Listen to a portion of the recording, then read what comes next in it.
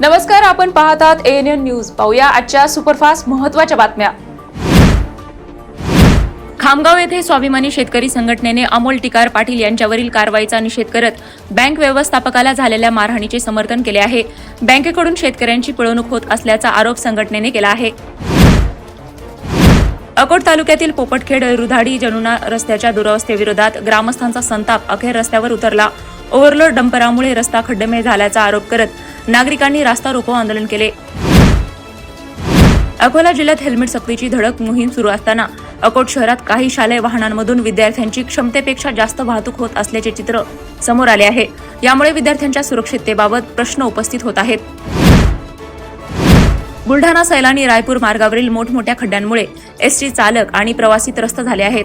रस्त्यांची दुरवस्था दाखवणारा व्हिडिओ सोशल मीडियावर व्हायरल करत एसटी कर्मचाऱ्यांनी प्रशासनाचे लक्ष वेधण्याचा प्रयत्न केला आहे.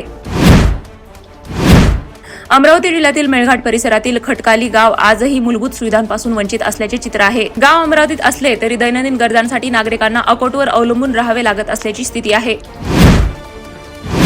अकोट तालुक्यातील ढगा येथील पठार नाल्यात युवकाचा मृतदेह आढळल्याने खळबळ उडाली आहे.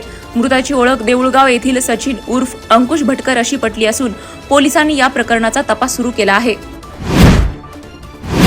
अकोट तालुक्यातील मेळघाट व्याघ्र प्रकल्पातील सुलाई अर्थात सूर्या धबधबा 1 ऑगस्टपासून पर्यटकांसाठी खुला करण्यात आला आहे.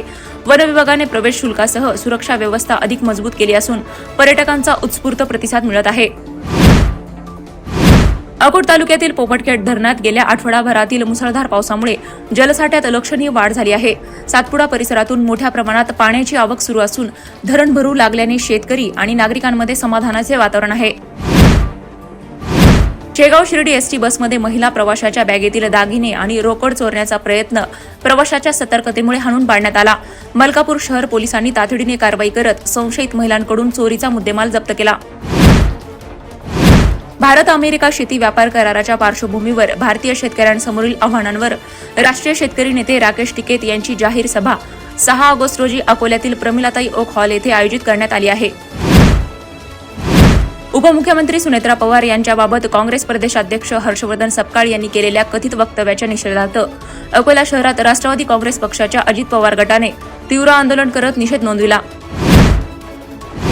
विविध मागण्यांसाठी महाराष्ट्र नवनिर्माण सेनेने अकोला महानगरपालिकेच्या मुख्य प्रवेशद्वारावर आंदोलन केले. मराठी शाळा बंद पडण्यापासून रोखणे आणि विद्यार्थ्यांसाठी उत्तम सुविधांची खात्री करणे या प्रमुख मागण्यांचा यात समावेश होता. अशाच सुपरफास्ट बातम्यांसाठी पाहत रहा ANN न्यूज. नमस्कार.